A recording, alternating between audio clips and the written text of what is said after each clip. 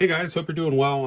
In this video, I'm going to show you how I will update or build icons for this old Leopard box. It's an A1047 Power Mac G5, and how I do it's pretty simple. Today we're going to go ahead and update the Sorbet App Store icon. It's this kind of squatty square looking thing. I don't find it to be very aesthetically pleasing, so I'm going to show you how I change that. So first thing we're going to do is go to the applications folder, find the app. Here it is, Sorbet Leopard. You're going to show your package contents, and then within resources you should find it, and it's right there. So from there you can go ahead and save that to your desktop. I've already gone ahead and done so. Then from that point on, we'll go ahead and open this up.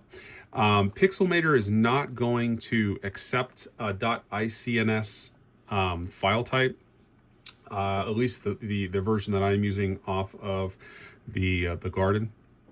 So I open it up and I just simply save one. File, save as. We're going to switch that to JPEG, and we'll just call it something cool. Perfect. That works for me. Save it to the desktop. There it is. Now Pixelmator will absolutely find this, so we'll go ahead and open it with that. Not QuickTime, excuse me guys, but Pixelmator. If I can grab it this time, Pixelmator, perfect. So it'll go ahead and open up.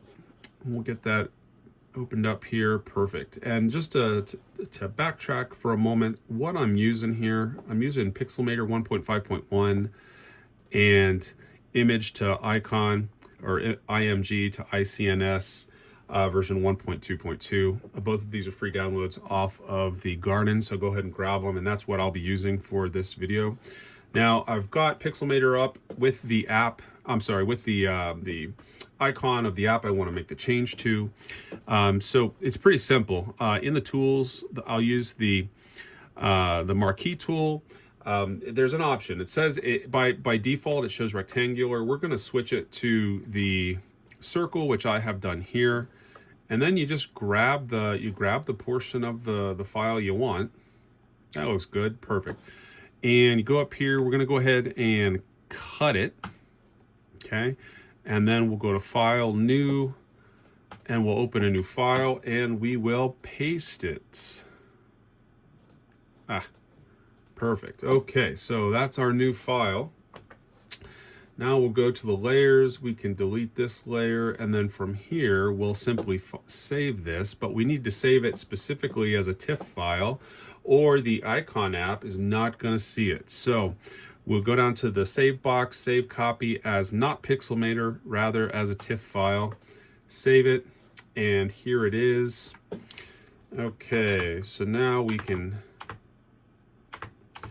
get out of Pixelmator, and we have this guy. So this is the new file that we want to open, and we're going to go ahead and open that with with the icon tools. We'll bring that up. Here it is. Right there. Perfect. So we'll open that bad boy up, drop this puppy in, choose the icons option, define where you want that to go. I guess we'll just use the desktop again, and there it is, just as an untitled file.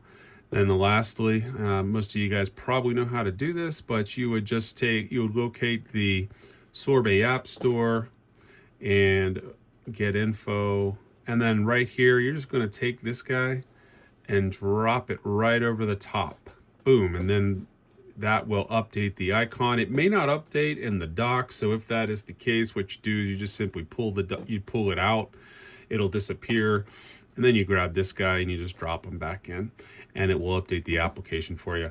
Here you can see that I have already created that round icon, but I prefer it to the square one. I think the square one's, again, kind of ugly and aesthetically driven dude. So I hope this was helpful for you folks that haven't done this or wanted to, but just don't have a clear process or process forward to do so. So I hope you guys are having a good one. I appreciate your time.